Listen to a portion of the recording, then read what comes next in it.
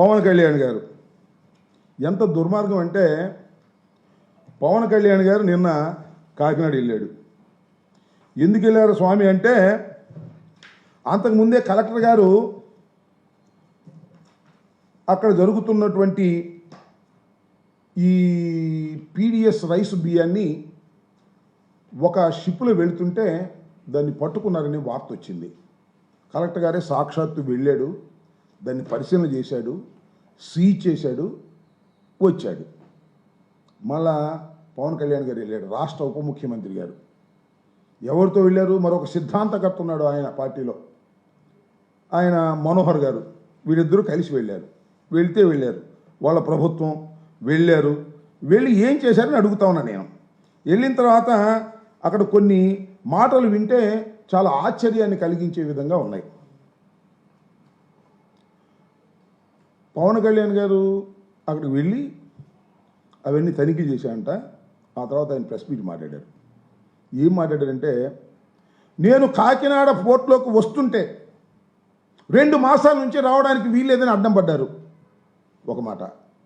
నేను వస్తే అధికారులు సహకరించలేదు, ఎస్పీ నా దగ్గరికి రాలేదు, పౌర సరఫరాల శాఖకు సంబంధించినటువంటి అధికారులు కూడా సహకరించలేదు. నేను సముద్రంలోకి వెళ్ళి ఆ పోర్ట్లో ఉన్నటువంటి ఒక ఓడలో జరిగేటటువంటి కార్యక్రమం చూడాలని బయలుదేరితే, మీరు వెళ్ళొద్దు సార్, రఫ్గా ఉంది, మీరు వెళ్ళటం ప్రమాదకరం అని చెప్పారు.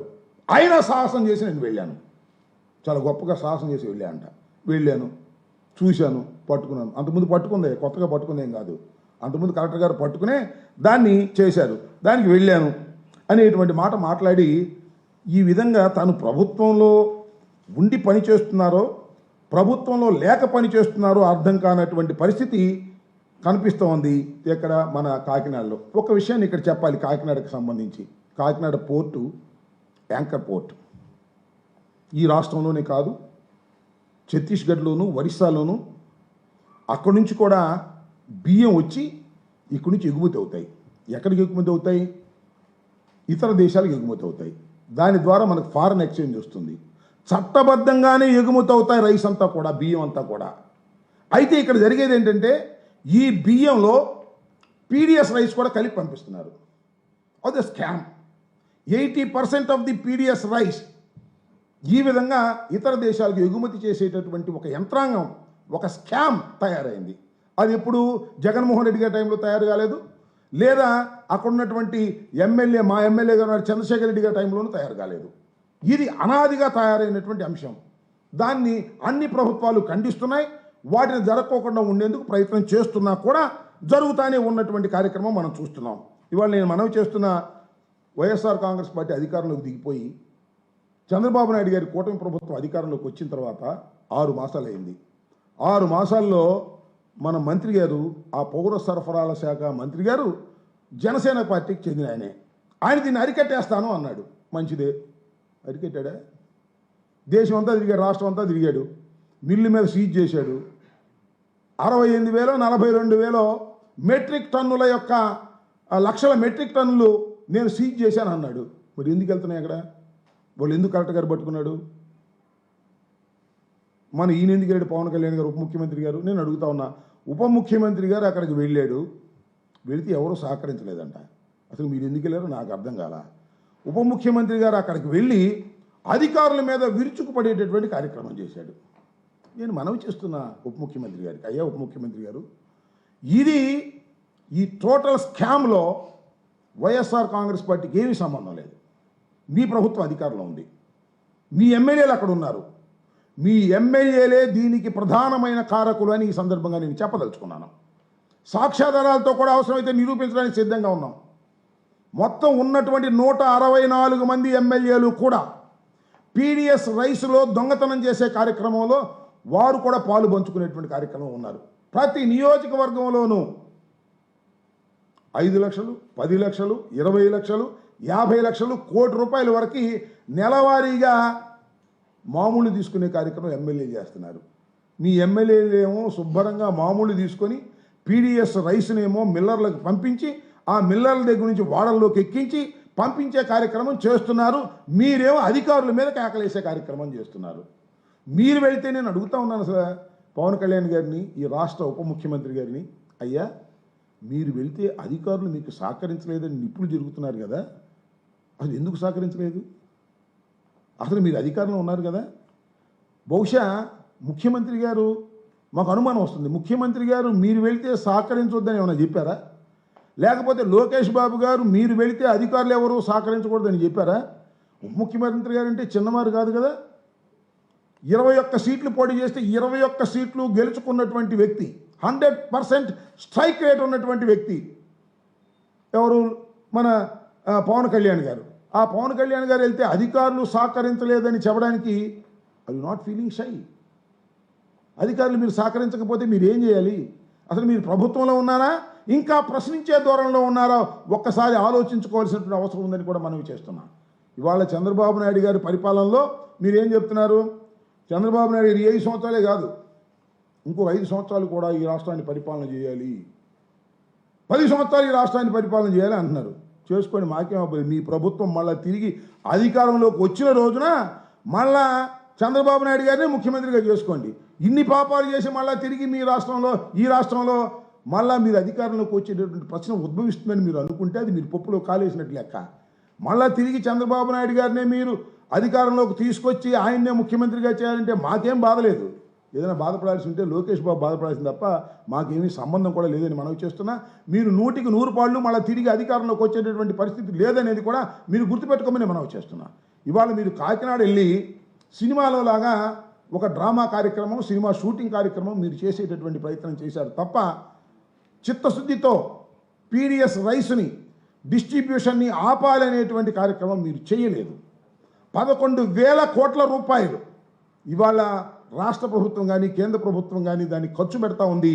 ఆ ఖర్చు పెట్టేటటువంటి దానిలో మీ ఎమ్మెల్యేలు వాటాలు తీసుకొని ఇవన్నీ ఎగుమతి చేసే కార్యక్రమం చేస్తున్నారు. ఆ విషయాన్ని మర్చిపోయి అక్కడికి వెళ్ళి ఎస్పీ మీద, అధికారుల మీద మీరు కేకలేస్తున్నారు. నేను మనవి చేస్తున్నా, అసలు ఆ పోర్టులోకి వెళ్ళాలి అంటే 2 చెక్ పోస్టులు ఉన్నాయి, పౌర సరఫరాలకు సంబంధించిన చెక్ పోస్టులే. ఆ 2 చెక్ పోస్టులు కూడా దాటి వెళ్ళిపోయినాయి బియ్యం. అంటే ఎవరు దీనికి కారణం? పౌర సరఫరాల శాఖ కదా. ఆ పౌర సరఫరాల శాఖ మీ పక్కన కూర్చున్నటువంటి మనోహర్ గారు నిర్వహించడం లేదా? అది జనసేన పార్టీకి సంబంధించిన వాళ్ళు నిర్వహించడం లేదా? మరి దీనికి మీరు బాధ్యులేంటి? నిజంగా ఇదే నిజమైతే, ఈ స్కామ్ నిజమైతే ముందు పౌర సరఫరాల శాఖ మంత్రి రాజీనామా చేయాలి, ఆ తర్వాత మీరు చేయాలి. చివరికి మీ బాధ్యత రాహిత్యంగా బాధ్యత వదిలేసి మీరు ఎవరి మీద విమర్శ చేస్తున్నారు? ఆ వెళ్ళిపోయినటువంటి చంద్రశేఖర్ మీద విమర్శ చేస్తున్నారు, చంద్రశేఖర్ రెడ్డి గారి మీద. ఇవాళ ఆయన మీద విమర్శ చేస్తే ఏం ఉపయోగం అని మనం చేస్తున్నాను. కాబట్టి ఒక దారుణమైన పరిస్థితుల్లో మీరు ప్రవర్తన చేస్తున్నారు. చాలా దురదృష్టకరమైనటువంటి ప్రయత్నం మీరు చేస్తున్నారు. మిమ్మల్ని మీరే దూషించుకుంటున్నారు, మిమ్మల్ని మీరే విమర్శించుకుంటున్నారు. ఆ ఎస్పీని మీరే విమర్శిస్తారు, పౌర సరఫరాల శాఖలను కూడా మీరే విమర్శిస్తారు, ఈ ప్రభుత్వాన్ని మీరే విమర్శిస్తారు. కానీ ఈ ప్రభుత్వంలో బాధ్యత మాదేనంటారు. ఆ బాధ్యత చేపట్టే పరిస్థితుల్లో లేదు. ఇది చూస్తే మాకు చాలా విచిత్రం వేస్తుంది. నాకేమనిపిస్తుందంటే, పవన్ కళ్యాణ్ గారి సినిమా డైలాగ్ ఉంది, అదేంటది? నాకు తెక్కుంది దానికో లెక్క ఉంది, నాకు తెక్కుంది దానికో లెక్క ఉంది. ఇదంతా చూస్తే మీకు లెక్కలేనంత తెక్కున్నట్టుగా అర్థమవుతుంది. ప్రభుత్వంలో మీరుంటారు, ఎస్పీని విమర్శిస్తారు. ప్రభుత్వంలో మీరుంటారు, పౌరశాఖ అధికారులను విమర్శిస్తారు. ప్రభుత్వంలో మీరుంటారు, ఎవరి మీదో కేకలేస్తారు.